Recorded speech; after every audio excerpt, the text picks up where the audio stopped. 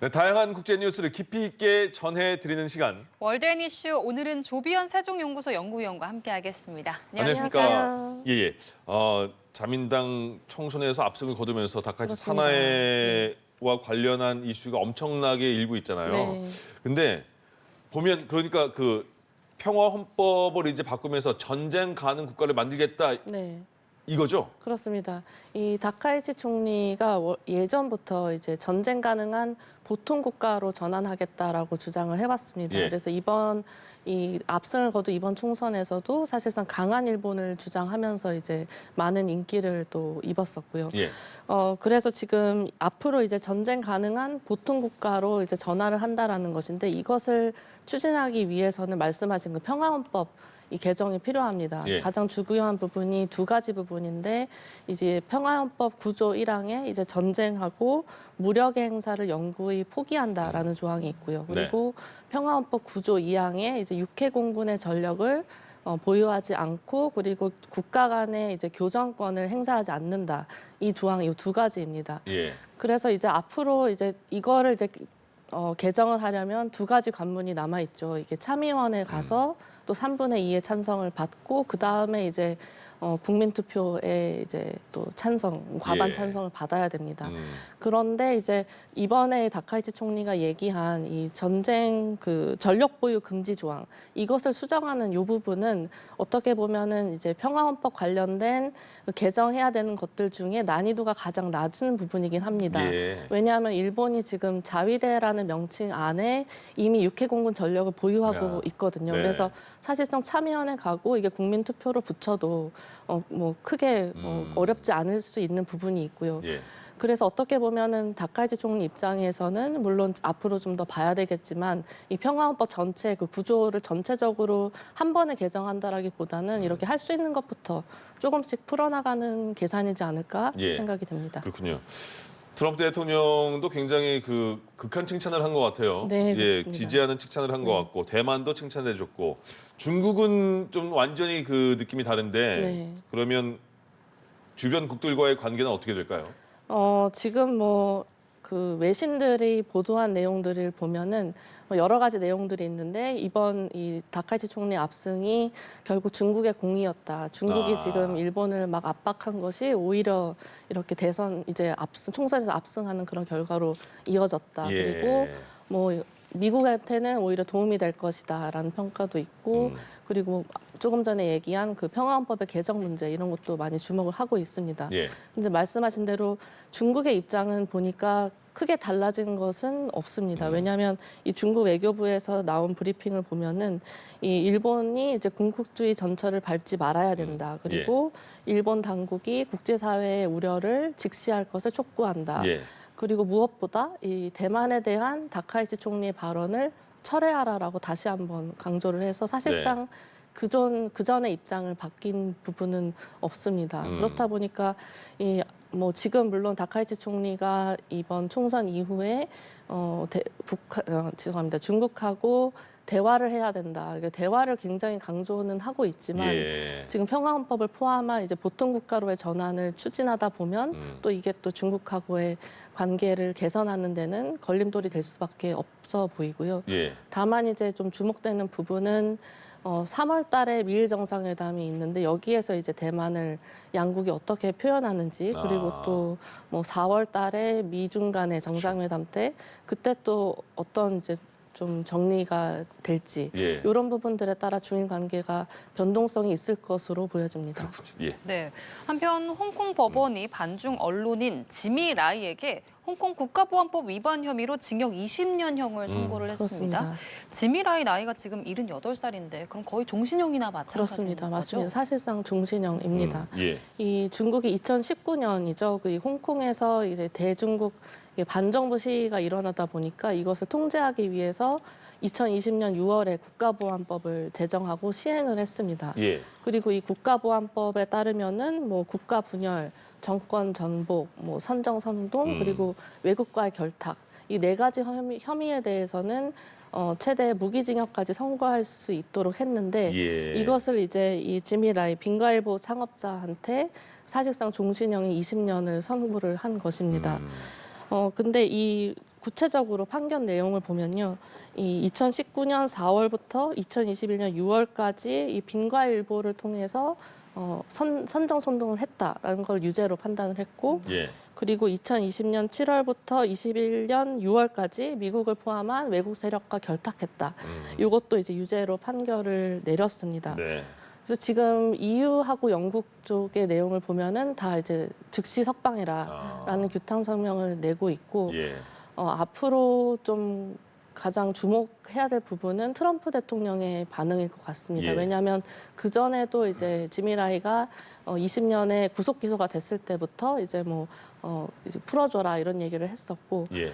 그리고 지금 지미 라이의 자녀들이 여러 매체들 그 외신들을 포함해서 인터뷰를 하고 있습니다. 예. 그러면서 이제 트럼프 대통령이 이 사안에 대해서 항상 관심을 가져왔고, 그리고 이제 트럼프 대통령이 4월에 중국을 방문하면 이때가 아마 자신들의 아버지에 대해서는 가장 결정적이고 거의 유일한 희망이다라고 표현을 하면서 예. 이제 많이 도와달라라는 그런 인터뷰를 하고 있습니다. 그러네요. 가족들은 4월을 기다릴 수밖에 없겠네요. 그렇습니다. 정상회담을. 그리고 미국과 이란의 핵 협상, 그러니까 핵 개발 그만해 멈춰. 그러면 제재 풀어줄게 이런 건데 8개월 만에 재개가 됐는데 이란이 우리 농축 우라늄 포기 못하는데라고 말해서 이거 뭐지 이런 상황이 됐는데 그게 또 이란의 생각이 바뀌나 보죠 지금? 지금 여러 가지 좀 일부는 전환점을 보일 수는 있을 것 같긴 한데요. 예. 사실 지금 미국하고 이란이 이 협상을 나선 이후에 이 지역의 군사적 긴장감은 거의 최고조에 달했습니다. 예. 이 미국은 이제 중부사령부에 계속 대규모 전력을 배치를 하고 있고, 이란은 이제 자신들이 이 핵 농축 권리를 포기하지 않을 것이고 자신들을 공격하면 반드시 보복하겠다라고 지금 맞서고 있는 상황이었습니다. 예. 그런데 지금 이란이 제시한 게 뭐냐면 이란에 대한 모든 국제 제재를 해제한다면 예. 그 이란이 가지고 있는 이 60%로 고농축된 우라늄을 희석하겠다라는 겁니다. 그러니까 지금 유엔에 따르면은 이 국제사회가 얘기하는 핵을 가지지 않은 비핵 보유국 중에 예. 이란이 유일하게 60%에 달하는 고농축 우라늄을 가진 국가입니다. 한 20%로 가지라는 거예요? 그럼 20% 안으로? 그건 농축 정도가? 그 트럼프 대통령은 아예 제로 농축을 얘기합니다. 그래요? 농축 권한을 아예 포기해라라는 겁니다. 그런데 이란이 지금 얘기한 것은 예. 60%를 어느 정도 다른 물질이랑 섞어가지고 농축을 낮추겠다라고 한 겁니다. 예. 그래서 지금 강대강으로 가는 상황에서는 이제 이란이 어떠한 제스처를 보인 것은 맞다라고는 보여지는데요. 예. 다만 이제 제가 그냥 조심스럽게 판단을 한다면 네.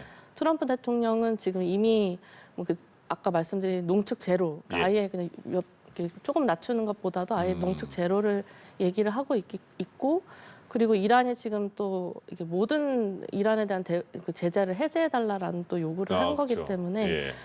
트럼프 대통령의 입장에서는 지금 이미 중부사령부에 유지하고 있는 전력으로 이제 군사적으로 압박하는 것을 더 이어가지 않을까라고 전망을 해봅니다. 그렇군요. 예, 예. 네. 그럼 미국 정치권에서 나이가 너무 많은 정치인의 임기를 제한해야 한다는 목소리가 나오고 네. 있습니다. 이전에 바이든 대통령 때도 이 고령으로 인한 문제가 계속 그렇습니다. 제기된 바 있고 트럼프 대통령도 올해 80세가 되는데 이런 배경에서 좀 나온 주장일까요? 네, 그렇습니다. 지금 이 바이든 정부 시기에 주일 미국 대사를 역임을 했고요. 그리고 2028년에 이제 대선 출마를 고려하고 있는 이 람 임마뉴얼 전 시카고 시장이 지금 대통령이나 내각 관료 그리고 연방 상하원 의원 그리고 연방 판사가 75세가 되면은 예. 의무적으로 은퇴해야 된다라는 주장을 해서 화제입니다. 75세예요? 75세요. 그런데 사실 이 고령화 문제 말씀하신 대로 네. 새로운 문제는 아닙니다. 그 당시 2024년 대선 때 트럼프 대통령이 78세였고 그때 나왔던 바이든 대통령 후보도 81세여서 이제 고령의 문제점이 많이 그쵸. 제기가 됐었고요. 예. 예. 한국이랑 비교해 보니까요. 지금 한국의 제22대 국회의원 연령이 예. 56.3세입니다. 그런데 지금 미국의 상하원 의원들의 평균 연령을 보면은 2025년 기준에 57.9세이고요.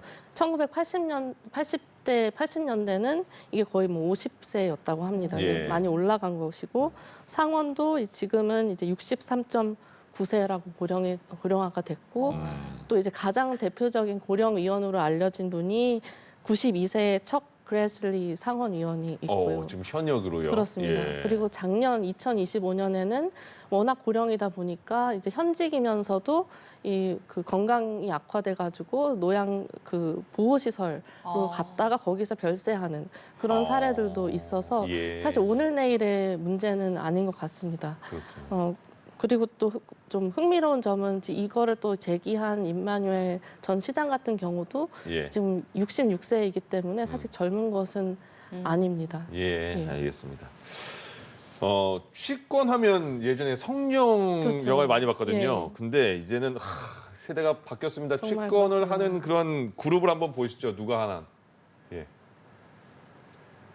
이게 멀리서 보면 사람이에요. 되게 그렇습니다. 잘하는 사람들이거든요. 가까이 보면 이때도 사람인 것 맞아요. 같나 싶은데 로봇이에요. 그렇습니다. 예. 정말 저도 이거 보고서 너무 좀 깜짝 놀랐는데요. 예. 이게 중국 대표 로봇 기업 에지봇이 이제 지난 8일에 그 갈라쇼 로봇을 중심으로 한 갈라쇼를 열은 겁니다. 로봇만 무대에 올라간 거예요? 그렇습니다. 예. 그래서 내용을 보니까 이게 총 50분간 진행이 됐는데 이 저기 방금 화면에 나온 것처럼 출연하는 모든 것들이 다 로봇. 그래서 한 200여 대가 총 예. 출동을 했고 너무 자연스러워요. 네, 그리고 흥미로운 점은 또 이 여기 지금 관중하고 예. 해설도 다 로봇이 아, 그래요? 진행했다고 합니다. 그래서 완전 로봇의 엔터테인먼트 갈라쇼였습니다. 사람이 없는 거예요? 그렇습니다. 그래서 50분간 한 12개 프로그램이 진행됐는데 예. 여기서 지금 춤, 뭐 왈츠, 어. 마술쇼, 터크쇼, 덤블링 하고 패션쇼. 난리 났어요. 네, 패션쇼도 하고 정말 연기도 하고 네. 네. 로봇으로 정말 많은 것을 했는데요. 예. 그동안 뭐 관련 뭐 로봇, 휴머나이드 로봇은 많이 주목을 받아왔지만 예. 그동안에는 좀 기술에 좀 방점이 많았다면은 지금은 아예 그냥 로봇으로 창출하는 어떠한 엔터테인먼트 그런 장르를 좀 지평을 열었다 이런 평가를 많은 외신들이 보도를 하고 있습니다. 이 분야에서는 중국이 진짜 굉장히 치고 나가나 봐요. 그렇습니다. 예. 정말 빠른 속도로 그 발전 속도가 정말 기하급수적으로 늘어나고 있습니다. 예, 예. 네. 우주 기업 스페이스X를 이끄는 일론 머스크가 당초 내세웠던 화성 이주의 비전보다 달 도시 건설을 우선시하겠다는 구상을 밝혔는데요. 네. 이렇게 좀 전략을 수정한 이유는 뭘까요? 네, 맞습니다. 그 머스크 하면은 항상 화성이었습니다. 그러니까 예. 달도 넘어서서 화성 먼저 가겠다라는 게 이제 머스크의 그 가장 잘 알려진 계획이었는데 예. 이번에 말씀하신 대로 달에 먼저 이제 가겠다라고 했습니다.